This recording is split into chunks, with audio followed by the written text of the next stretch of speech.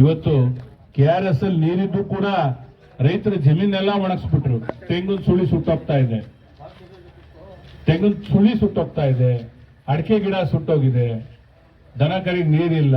ಬಹುಶಃ ಇದೇ ಇನ್ನು 10 ದಿನ ಮುಂದುವರೆದ್ರೆ ದನ ಕರಿಗೆ ಮೇವು ಬೆಳೆಯಲ್ಲ, ನೀರಿಲ್ವಲ್ಲ. ಏನ್ ಮಾಡೋದು? ಹೋಗ್ಲಿ, ಕಟ್ಟೆಲ್ ನೀರಿಲ್ವಾ? ಕಟ್ಟೆಲ್ ನೀರಿಲ್ದಿದ್ರೆ ಬೇಡ. ಈ ಕ್ಷಣದಲ್ಲೂ 13.7 TMC ನೀರಿದೆ. ಸತತವಾಗಿ 10 ದಿನ ನೀರು ಹರಿಸಿದ್ರು 1.5 TMC ನೀರು ಖಾಲಿ ಆಗಲ್ಲ. ಇದ ನಾವು ಬೆಳೆಸಿರೋದ್ರಿಂದ ನಾಯಕತ್ವ. ಇವತ್ತು ನಾವು MLA ಮಾಡ್ಕೊಂಡಿರೋದು, ಮಂತ್ರಿ ಮಾಡಿರೋದು ಕೃಷಿ ಸಚಿವ ನಮ್ಮ ಜಿಲ್ಲೆಯವರೇ. ಇವ್ರಿಗೆಲ್ಲ ಏನಾದ್ರು ರೈತರ ಬಗ್ಗೆ ಕಾಳಜಿ ಇದೆಯಾ? ದಯಮಾಡಿ ತಾವೆಲ್ಲ ಸೂಕ್ಷ್ಮನ ಅರ್ಥ ಮಾಡ್ಕೊಳ್ಳಿ. ಇವರಿಂದ ನಮ್ಮ ರೈತಾಪಿ ವರ್ಗಕ್ಕೆ ಒಳ್ಳೇದಾಗಲ್ಲ. ಈ ಒಳ್ಳೇದಾಗಿದ್ರೆ ಇಷ್ಟು ನೀರಿಟ್ಕೊಂಡು ನಾಲೆ ಮೇಲೆ ನೀರು ಬಿಡದೆ ಜನನ ಇಷ್ಟು ಗೋಳಾಡಿಸ್ತಿರ್ಲಿಲ್ಲ. ತಾವು ದಯವಿಟ್ಟು ಅರ್ಥ ಮಾಡ್ಕೊಳ್ಳಿ. ಆಯ್ತಪ್ಪ, ಸಿದ್ದರಾಮಯ್ಯನವ್ರು 7 ರೂಪಾಯಿ ಅಕ್ಕಿ ದುಡ್ಡು ಹೋಗ್ತಾ ಇದೆ, ಎಲ್ಲೋ ಫ್ರೀ ಬಸ್ ಅಂದ್ರು. ಪಾಪ ವಸ್ತ್ರಲ್ಲಿ ಹೆಣ್ಮಕ್ಳುಗಳು ದೇವಸ್ಥಾನಗಳಿಗೆ ಅಲ್ಲಿ ಇಲ್ಲಿ ಎಲ್ಲ ಹೋಗಿ ಬಂದ್ರು. ಈಗ ಎಲ್ಲಿಗೆ ಓಡಾಡೋರು? ಕರೆಂಟ್ 20-30 ಯೂನಿಟ್ ಮಾತ್ರ ಫ್ರೀ ಅಂತ ಹೇಳಿದ್ರು. ಎಲ್ಲ ಸೇರಿದ್ರು ಕೂಡ 2,500 ರೂಪಾಯಿ ಆಗುತ್ತೆ ನಮ್ಮ ತಾಯಂದ್ರಿಗೆ, ಸಹೋದರಿಯರಿಗೆ ಸೇರ್ತಾ ಇರೋ ದುಡ್ಡು. ಆಯ್ತಪ್ಪ, ಆಯ್ತು, ಒಪ್ಕೊಳ್ಳೋಣ. ಈಗ ನೀವು ನಮ್ಮ ಹತ್ರ ಕಿತ್ಕೊಳ್ತಿರೋದು ಲೆಕ್ಕ ಹೇಳ್ಬೇಕಲ್ಲ. ಈಗ ಅಲ್ಲಿ ಕೊಡ್ತಾ ಇದ್ದೀರಿ ನಿಜ, ಇಲ್ಲಿ ನಮ್ಮ ಹತ್ರ ಕಿತ್ಕೊಳ್ಳೋದು ಲೆಕ್ಕ ನಾವು ಹೇಳ್ಬೇಕಲ್ಲ ಜನಕ್ಕೀಗ.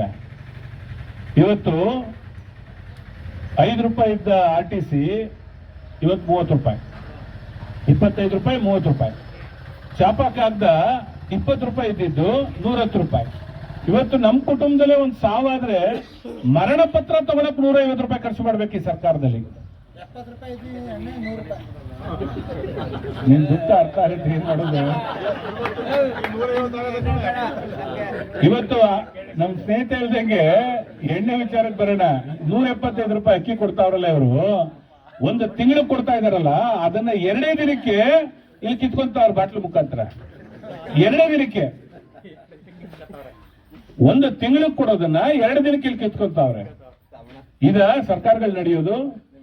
ಹೋಗ್ಲಿ, ಪೊಲೀಸ್ ಅವ್ರಿಗೆ ಒಂದು ರೀತಿಲಿ ಟಾರ್ಗೆಟ್ ಫಿಕ್ಸ್ ಮಾಡ್ಬಿಟ್ಟಿದ್ದಾರೆ. ಎಲ್ಲ ಮೈಸೂರು, ಮಂಡ್ಯ, ಬೆಂಗಳೂರು ಎಲ್ಲ ಕಡೆನು. ಏನಂದ್ರೆ ಸಾಮಾನ್ಯ ಜನರ ಹತ್ರ ಇಲ್ಲ ನಿಮ್ದು ಸ್ಟಿಕ್ಕರ್ ಅಂಟಿಸಿಲ್ಲ, ಇಲ್ಲ DL ಇಲ್ಲ, ಇನ್ನೊಂದಿಲ್ಲ, ಹೆಲ್ಮೆಟ್ ಇಲ್ಲ. ಒಟ್ಟಲ್ಲಿ ಏನಂದ್ರೆ ಸರ್ಕಾರ ಅವ್ರಿಗೆ ಟಾರ್ಗೆಟ್ ಫಿಕ್ಸ್ ಮಾಡ್ಬಿಟ್ಟು ಇಷ್ಟೊಂದು ತಂದು ಸರ್ಕಾರಕ್ಕೆ ಸಂದಾಯ ಮಾಡಬೇಕು ಅಂತ. ಇಡೀ ಕ್ಷೇತ್ರದ ಉದ್ದಗಲಕ್ಕೂ ನಾವು ಎಲ್ಲ ಪ್ರತಿ ಗ್ರಾಮಗಳಿಗೂ ಹೋಗಿ ನಮ್ಮ ಕಾರ್ಯಕರ್ತರು, ಮತದಾರರನ್ನ ಭೇಟಿ ಮಾಡುವಂಥ ಕೆಲಸ ಮಾಡ್ತಾ ಇದ್ದೀವಿ. ಭಾಳ ಜನ ಉತ್ಸಾಹದಲ್ಲಿ, ಈ ಬಿಸಿಲಿನಲ್ಲೂ ಭಾಳ ಉತ್ಸಾಹದಲ್ಲಿ ಅವರು ನಮ್ಮ ಜೊತೆಲಿ ಸಹಕಾರ ಮಾಡ್ತಾ ಇದ್ದಾರೆ. ಒಟ್ಟಾರೆ ಮಂಡ್ಯ ಜಿಲ್ಲೆ ಜನತೆಗೆ ಸರಿ ಈ ಅವಕಾಶ ನಾವು ಕಳ್ಕೋಬಾರ್ದು. ಈ ರಾಜ್ಯದ ಮುಖ್ಯಮಂತ್ರಿ ಆಗಿದ್ದವರು ನಮ್ಮ ಪ್ರತಿನಿಧಿ ಆಗ್ತಾ ಇದ್ದಾರೆ ಅನ್ನೋದು ಭಾಳ ಹೆಮ್ಮೆಯಿಂದ ಹೇಳ್ತಾ ಇದ್ದಾರೆ. ಒಂದು ಕಡೆ ಕಾಂಗ್ರೆಸ್ನವರು ಮತ್ತೆ ಗ್ಯಾರಂಟಿ ಯೋಜನೆ ಹೆಸರಲ್ಲಿ ಮನೆ ಮನೆಗೆ ಗ್ಯಾರಂಟಿ ಚೀಟಿಗಳನ್ನ ಹಂಚ್ತಾ ಇದ್ದಾರೆ. ಎಷ್ಟು ಮಟ್ಟಿಗೆ ಇದಾಗಬಹುದು ಜನರು? ಇವ್ರು ನಿಂತಿರೋದೇ 178 ಸೀಟು. ಇವ್ರು ಸರ್ಕಾರ ಬರೋ ಮಾತಾಡ್ತಾರೆ. ಇದೆಲ್ಲ ಒಂದಕ್ಕೊಂದು ರಿಲೆವೆಂಟ್ ವಿಚಾರಗಳಲ್ಲ. ಒಂದು. ಎರಡನೇದು, ಇವರು ಹೇಳ್ತಿರೋ ಗ್ಯಾರಂಟಿಗಳು 20,00,000 ಕೋಟಿ ಆಗುತ್ತೆ ಟೋಟಲ್ ದುಡ್ಡು. ಇವರು ಕೊಟ್ಟಿರತಕ್ಕಂಥ ಜನಕ್ಕೆ ಭರವಸೆ 20,00,000 ಕೋಟಿ ಆಗುತ್ತೆ. ಆ ದುಡ್ಡು ನಮ್ಮ ಬಜೆಟ್ನಲ್ಲಿ ಅಲೋಕೇಟ್ ಮಾಡೋಕ್ಕೆ ಸಾಧ್ಯ ಇಲ್ದಿರೋವಂಥದ್ದು. ನಮ್ಮ ದೇಶದ ಬಜೆಟ್ ಮೇಲೆ ಅದು ಒಂದಕ್ಕೊಂದು ಮ್ಯಾಚೇ ಆಗಲ್ಲ.